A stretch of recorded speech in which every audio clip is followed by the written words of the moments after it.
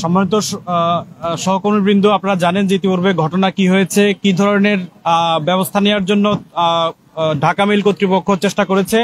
এত চেষ্টার পরেও আসলে পণ্যপাত না করার একটি দৃষ্টান্তমূলক তারা দৃষ্টান্ত দেখিয়েছে। সেই দৃষ্টান্তে বোঝা যাচ্ছে যে আসলে বিআরটিসি যে একসময় গণপরিবহনের বড় সিন্ডিকেট ছিল, সেই সিন্ডিকেটের মধ্যে দিকে আবার ফিরে যাচ্ছে কিনা।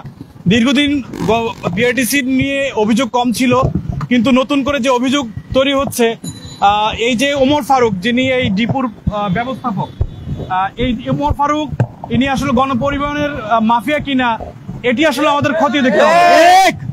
এই মাফিয়াকে এই তার প্রথমত আমাদের দাবি হচ্ছে এই মাফিয়া সহ যারা এই সেদিনের সংশ্লিষ্ট ঘটনার সঙ্গে জড়িত ছিল, কর্মকর্তা কর্মচারী আনসার সদস্য সহ সকলের চাকরি থেকে অব্যাহতি দিয়ে তাদেরকে আইনে আওতায় আনতে হবে।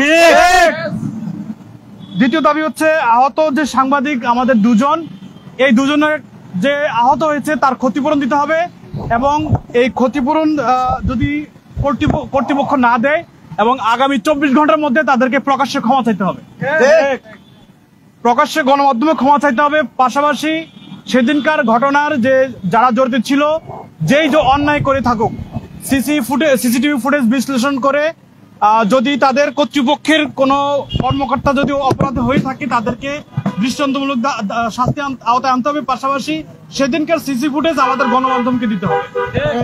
এই সিসি ফুটেজ আগামী 24 ঘন্টার মধ্যে আমাদেরকে সরবরাহ করার দাবি জানাচ্ছি। সবশেষ যেটি হচ্ছে, এই ধরনের ঘটনা ভবিষ্যতে যেন না ঘটে, বিআরটিসি কর্তৃপক্ষ একটি দৃষ্টান্তমূলক শাস্তি ব্যবস্থা করবেন যেন এই ধরনের ঘটনা ভবিষ্যতে না ঘটে। এটি তারা আমাদের কাছে কমিটমেন্ট করতে হবে। এই দাবিগুলো আমরা জানাচ্ছি। মূল দুটি দাবি জানিয়েছি যে আগামী 24 ঘন্টার মধ্যে তাদের দৃষ্টান্তমূলক শাস্তি দিতে হবে, আগামী 24 ঘন্টার মধ্যে তাদেরকে প্রকাশ্যে ক্ষমা চাইতে হবে যেই সাংবাদিকদের তারা হামলা করেছে। যদি এটি না হয় 24 ঘন্টা পর আমরা নতুন কর্মসূচি দিব, আইনিভাবে তাদের সঙ্গে আমরা প্রয়োজনীয় মোকাবেলা। আজকে যারা উপস্থিত হয়েছেন সকলকে ধন্যবাদ জানাচ্ছি এবং আমরা